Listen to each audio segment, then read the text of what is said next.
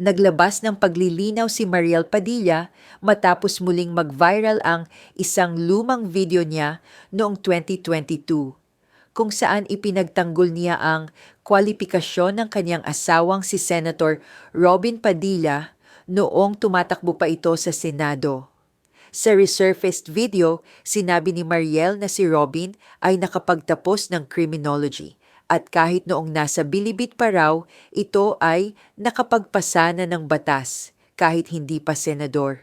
Dahil sa pahayag na iyon, umani ng batiko si Mariel online. Maraming netizens ang kumwestiyon sa accuracy ng sinabi niya, lalo na sa bahagi kung saan tila lumalabas na si Robin mismo ang nagpasa ng batas habang nakakulong pa siya. Sa kaniyang bagong video clarification, ipinaliwanag ni Mariel na mali raw ang literal na pag-unawa sa kaniyang sinabi. Ayon sa kanya, noong panahon ng kampanya, isa sa mga batikos kay Robin ay hindi raw ito qualified maging senador dahil hindi raw ito nakatapos ng pag-aaral. Kaya raw niya sinabi noon na nakapagtapos si Robin ng criminology. Dagdag pa ni Mariel, tinatanong din noon ng mga tao kung ano ang magagawa ni Robin bilang senador dahil ang trabaho ng senador ay gumawa ng batas. Doon niya raw binanggit na kahit noong nasa bilibid pa si Robin, naging bahagi na ang karanasan nito sa usapin ng batas. Nilinaw ni Mariel na hindi niya ibig sabihin na literal na umupo si Robin sa Kongreso, gumawa ng bill, bumoto at nagpasa ng batas. Ayon sa kanya, ang ibig niyang sabihin ay naging closely associated ang kaso ni Robin sa pagbabago ng batas tungkol sa illegal possession of firearms. Ang tinutukoy ni Mariel ay ang Republic Act No. 8294 na nag-amend sa Presidential Decree No. 1866. Bago pumasok sa politika, na-convict noon si Robin dahil sa illegal possession of firearms and ammunition. Nang maipasa ang Republic Act No. 8294 noong 1997, na-amend ang ilang probisyon ng naunang batas na may kaugnayan sa illegal possession of firearms. Sa paliwanag ni na Mariel at Robin, hindi si Robin ang author o sponsor ng batas dahil matagal nang naipasa ang batas bago pa siya naging senador.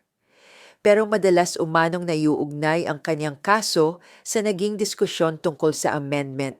Kaya may mga tumatawag dito bilang Robin Padilla Law. Sa caption ng kaniyang clarification video, binigyang diin ni Mariel na mahalaga ang context at comprehension. Ayon sa kanya, ang punto ng kanyang sinabi noon ay may first-hand experience si Robin kung paano direktang naapektuhan ng batas at ng pagbabago sa batas ang buhay ng isang tao. Sa dulo ng kaniyang video, sinabi ni Mariel na marami man siyang bagay, hindi raw siya sinungaling. Para sa kanya, ang kaniyang ginawa ay paglilinaw lamang sa isang lumang pahayag na muling ginamit at pinag-usapan online. Samantala, ipinagtanggol naman ni Robin Padilla ang kaniyang asawa sa gitna ng batikos. Ayon kay Robin, ginagamit lamang daw ang lumang video ni Mariel upang ilihis ang atensyon ng publiko mula sa mas mahahalagang issue sa lipunan. Naging emosyonal at matapang din ang naging pahayag ni Robin laban sa mga bumabatikos kay Mariel. Sinabi niyang dapat mahiya ang mga taong patuloy na ginagamit ang lumang vlog, lalo na habang may ibang seryosong problemang kinahaharap ang bansa. Sa kabilang panig, may mga kritiko pa rin ang hindi kumbinsido sa paliwanag. Isa sa mga pumuna ay si Attorney Jesus Falsis na nagpaalala na hindi nagpasa ng batas si Robin habang nasa bilibid dahil hindi pa ito senador noon. Dahil dito, nananatiling hati ang reaksyon ng publiko. May mga naniniwalang na misinterpret lamang ang sinabi ni Mariel, habang may iba namang nagsasabing dapat naging mas malinaw siya sa kaniyang pahayag noon. Sa ngayon, ang malinaw, Inamin ni Mariel na hindi literal na si Robin ang gumawa o nagpasa ng batas. Ang kaniyang paliwanag, ang karanasan ni Robin ang naging kaugnay sa usapin ng batas na kalaunan ay na-amend. Patuloy pa ring pinag-uusapan online ang issue, hindi lamang bilang showbiz controversy, kundi bilang usapin din ng public statements, political claims, at kung gaano kahalaga ang tamang context kapag muling kumakalat ang lumang video sa social media.